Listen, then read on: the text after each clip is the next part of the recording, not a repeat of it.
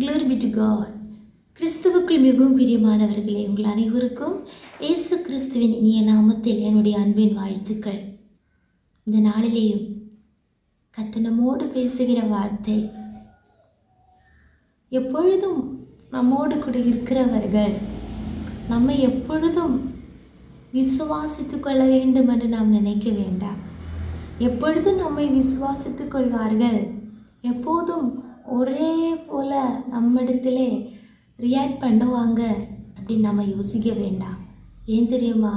நம்முடைய கர்த்தராக இயேசு கிறிஸ்துவுக்கே அதே அனுபவம் இருந்துச்சு.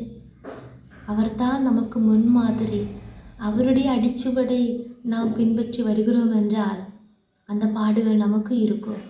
இயேசு கிறிஸ்துவனுடைய வாழ்க்கையில் இயேசுவோடு கூட எப்பொழுதும் இருந்த 12 சீஷர்கள். ஆமென், ஸ்தோத்திரம். உண்மையாகவே இயேசு யார் என்று அவர்கள் அறியவில்லை. ஒரு சந்தர்ப்பத்தில் அவர்கள் சொல்லுகிறாங்க, இப்பொழுது நாங்கள் அறிந்திருக்கிறோம். ஏன்னா நீங்கள் எங்கள்கிட்ட உவமைகளாக சொல்லாமல் வெளிப்படையாக காரியங்கள் சொன்னதுனால நாங்கள் இப்பொழுது உண்மை அறிந்திருக்கிறோம்.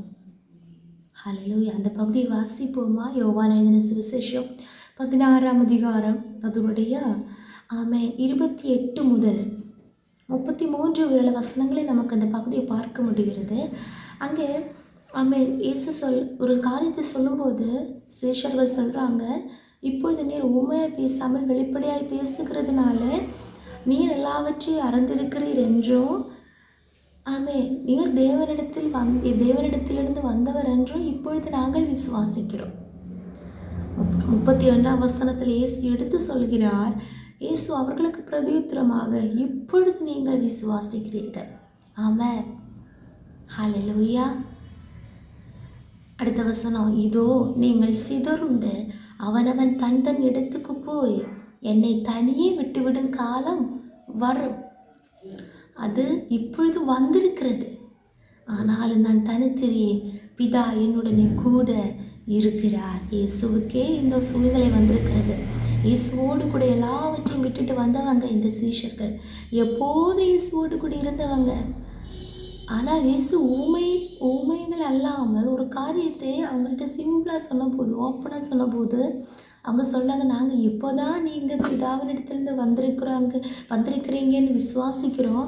இப்போது தான் நாங்கள் உங்களை விசுவாசிக்கிறோம்.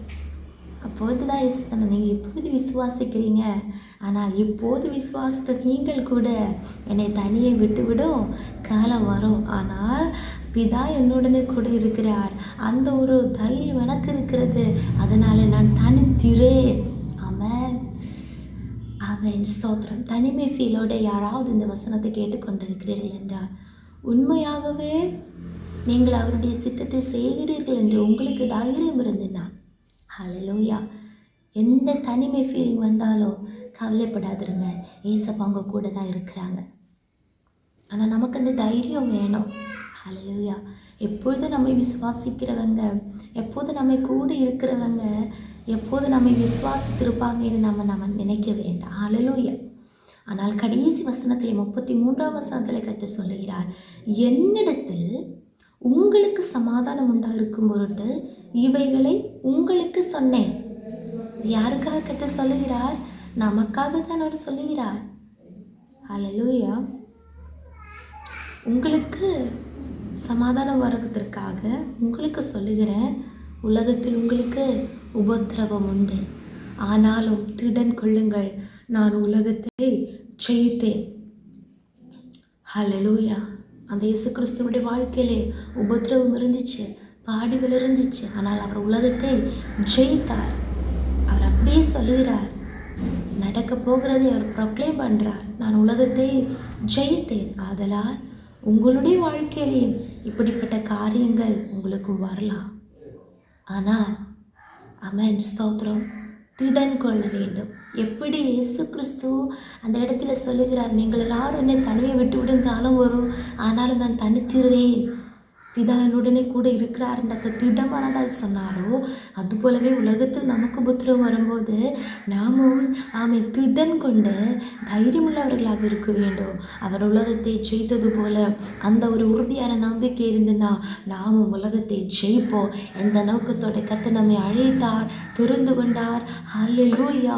ஆமென். கர்த்தர் அதை சீக்கிரமாய் வெளிப்படுத்துவார். இந்த வசனத்தை எப்படி விசுவாசிப்போமாக, தைரியமாக இருப்போமாக, கர்த்தருடைய சித்தத்தை செய்வோமாக.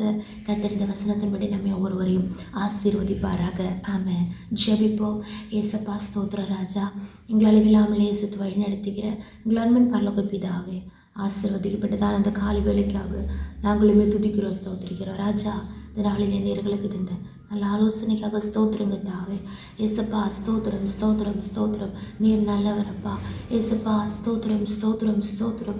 கர்த்தாவே உண்மையை நோக்கி கொண்டு கர்த்தர் திடமானதாக இருந்து ஹல்லேலூயா. உலகத்தில் எவ்வளோ உபத்திரவங்கள் வந்தாலும், பாடுகள் வந்தாலும், எந்த தனிமை ஃபீலிங் வந்தாலும் ஹல்லேலூயா. ஏசப்பா ஸ்தோத்திரம். கூட இருக்கிறவங்க விசுவாசிக்கிறதில்லை என்ற எண்ணங்கள் வந்தாலும் ஹல்லேலூயா. ஆமென். உண்மையாக தேவனுடைய சித்தத்தை செய்தோம் என்ற உறுதியான நம்பிக்கையுடனே கர்த்தாவே அப்பா, அந்த ஒரு மனநிலைமையுடனே நாங்கள் காணப்பட எங்களுடைய சமூகத்தில் ஒப்பு கொடுக்கிறோம். திடமனதாக இருந்த நீர் உலகத்தை செய்தது போல நாங்களும் ஜெயித்து ஜெய கிறிஸ்துவாகி உம்மோடு கூட வாழ கிருபை செய்கிற அன்பிற்காக ஸ்தோத்திரம். வசனத்தை கேட்டுக்கொண்டிருக்கிற ஒரு உள்ளங்களை தைரியப்படுத்துகிறதற்காக ஸ்தோத்திரம். இயேசுவின் நாமத்தினால ஜெபிக்கிறோம் ஜெபங்களை நல்ல பிதாவே. Amen, amen, amen. May God bless you all.